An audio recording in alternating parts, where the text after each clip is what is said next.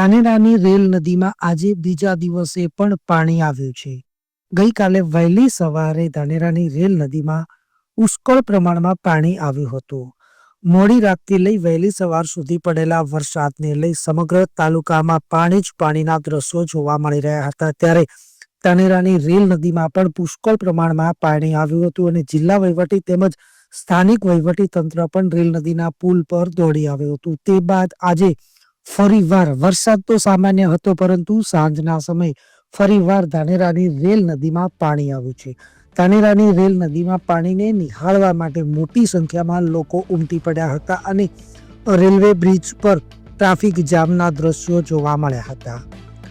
મોડી સાંજે આવેલા પાણીથી આ પાણી ધાનેરા રેલ નદીથી દાખા તરફ ગયું હતું.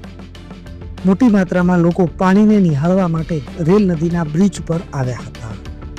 સતત બીજા દિવસે પણ રેલ નદીમાં પાણી આવતા લોકો તેમજ ખેડૂતોમાં ખુશીનો માહોલ જોવા મળી રહ્યો છે. સતત 2 દિવસથી ધાનેરાની રેલ નદીમાં પાણી આવી રહ્યું છે, પરંતુ હજુ સુધી આ પાણીએ કોઈ જ પણ પ્રકારની જાનહાનિ સર્જી હોય તેવા સમાચાર સામે આવ્યા નથી.